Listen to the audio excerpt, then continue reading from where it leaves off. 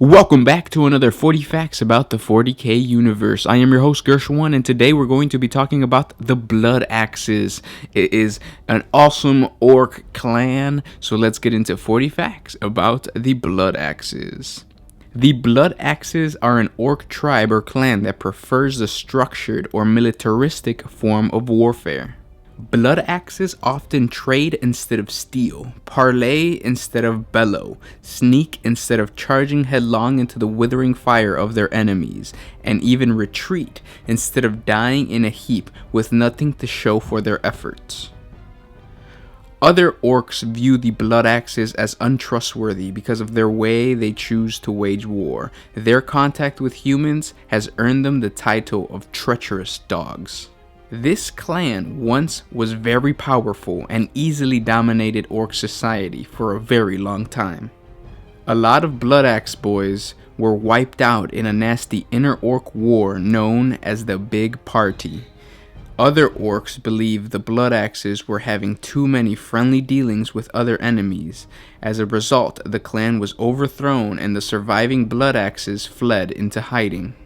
Presently, the Bloodaxes continue to deal with mankind out of necessity, since the clan has become dependent on subsidies of teeth paid to them by the Imperium.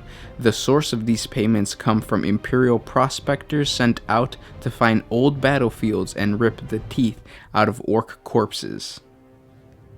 They have made the most contact with the Imperium, occasionally even fighting for the humans as mercenaries and making extensive use of Imperial war material. These orcs put a great emphasis on cunning and tactics rather than a typical brute force approach favored by the greenskins. In combat, they use battlefield tactics closer to those of professional armies as opposed to the more usual Orc tide of unrestrained and thoughtless violence, using moderately organized squads instead of the tribal mobs. The war bosses who rise up from the Bloodaxes tend to have a greater grasp of the big picture strategy rather than those of other clans, and some of the most well-planned and well-executed wars in the Imperium history have been led by Bloodaxe leaders. Bloodaxes take all their insults in stride, either having a good laugh or walking away only to turn around and bash the head of any Orc that's taunting them. While it's true that the Orc Bloodaxes trade with other species, they most often turn around and kill the alien merchants with their own guns. The Bloodaxes of Grog tell a story about the greatest commando attack ever, known as the Big Raid. It happened on the world of Vor Sanar, when Grog smashed into the edge of the Tau Empire. Freebooter raids on the Tau planet had been previously repulsed by a huge alien warship with more Daka than anything in the Orc fleet. Called Korsta La by the Tau and the Big Daka ship by the Orcs, it stalked the space lanes around Vor Sanar, annihilating anything that trespassed on the Tau Empire. While Grok knocked the heads of his freebooter captains together trying to get a large enough fleet to storm the Tau planet, a mob of Bloodaxes came up with a more cunning plan. The Big Daka ship's only weakness was that it needed to use a huge orbital dock around Vor Sanar to refuel and rearm. They would attack the orbital dock while the Korsala was away, wrecking the Tau station and denying the warship a place to repair itself or rearm. The Bloodaxe Commando set out in a looted Tau transport ship, using captured codes to approach the docking yard. Under the pretense of having been damaged in an Orc raid and seeking safe harbor, the Tau were initially suspicious of the lone vessel limping into their void station, but every demand for identification was met with a satisfactory response, and the idea that the Orcs would undertake such a risk was unthinkable to the Tau.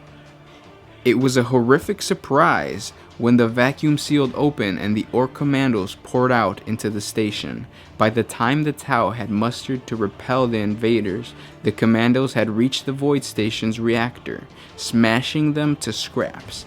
They set off a chain reaction, dooming the station and allowing Grok to ransack the planet and ultimately the entire sector. The Forge world of Kanto II is left badly weakened by the Tyranid splinter fleet. The Bloodaxes of Warboss Mardrug sent a crack team of commandos and mech boys to steal the Warlord Titan Wrath of Cospia amidst the chaos of the planetary's recovery. The commandos shoot their way on board the Titan, and their attendant's mech manage to jumpstart their fusion reactor. However, the Orks have no way of controlling the Titan's machine spirit. Disoriented and enraged, the Titan goes on a devastating rampage across the planet before overloading its own reactor. The Commandos' mission is a failure, but the devastation caused to a vital Imperial Forge world is substantially affecting supplies to numerous Imperial war zones. A notable Bloodaxe warboss is the warboss Badfrag, who led many of Warlord's Gruk face rippers armed and shooty wagons of his Red Wall, lots of them stolen from the Humies, but made even more killy. Badfrag knows his Mark 8 Mars pattern Chimera from his Mark 6, and takes any excuse to lecture his fellow Bloodaxes on the subject. He loves nothing more than showing off his collection of looted wagons in battle by leveling a storm of crude but effective firepower at his foes.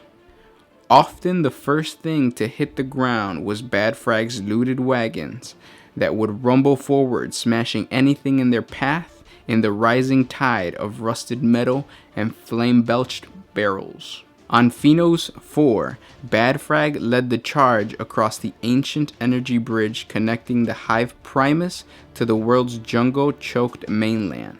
Ramming through the Imperium's defenses, Badfrag sent scores of enemy tanks tumbling off the bridge and into the boiling seas hundreds of meters below. In the aftermath of the battle, Badfrag used mobs of grots tethered to cables to fish out the wrecks so he could press them into service again. He favored using grots for every job that he wouldn't do himself, which was to say nearly everything outside of combat. One of the most infamous Bloodaxe Ork commandos is Boss Snickrot, and his story can be heard by checking out the 40 facts about Snickrot. Another notable Bloodaxe is Gorsnik Magash, known also as the Great Fiend Gorsnik.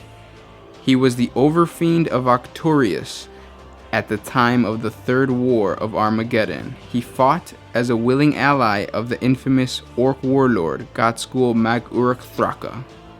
Most young Bloodaxes end up in the Storm Boys. Using potent rocket packs, they fly into the fray on pillars of smoke and fire. These odd Ork formations are a place where a young Ork can rebel against the anarchy of Ork society by following orders, conducting precise military drills, and polishing their boots. Heckled and laughed at by most other Orks, these Storm Boys spend hours each day marching about and chanting, saluting each other, and generally carrying on in every un-Orky way possible.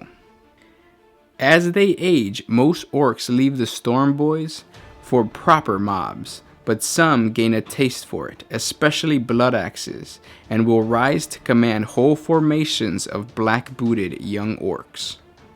Ork commandos are those rare boys who have been touched by Mork and emulate the Orkish god's tendency towards cunning first and open combat second. Bloodaxes see little worth in going through all the effort of making a cunning plan only to be gunned down like a fool before it can be executed, and their approach to combat is more circumspect than others. In fact, along with great war bosses, many Ork commandos come from the Bloodaxe clan. Bloodaxes use stealth to reach their enemies, denying them the chance to fire and gutting them before they know the battle has begun. Unlike most orcs, Bloodaxes actively work to avoid being shot at while running screaming across the battlefield. As such, Bloodaxes frequently ambush their foes, using dense terrain such as jungle, ruins, or other enclosed areas to close to a melee combat before the enemies can reach. Bloodaxes prefer to fight their enemies in hand-to-hand combat and prefer to get there alive. They also employ decoy units from time to time, drawing the enemy forces out to expose vulnerabilities that they can exploit. Bloodaxes prefer muted colors for their clothing and war gear, with black and green being predominant, along with numerous patterns and colors of camouflage, both self-made and looted from enemy forces. While they alone among the Ork clans use camouflage, the Bloodaxes do not understand why it works, only that it does. This means that a group of boys might have a dizzying array of different camouflage patterns among them, typically none of which are appropriate to the environment in which they are fighting. But this matters little, because no matter what kind of camouflage they wear, the camouflage keeps them hidden as long as they think it keeps them hidden. The Bloodaxes banner features crossed axes with bloody blades in a dark green circle on a black banner. Along with the axe insignia, their banner often features other iconography showing off their cunning and sneakiness.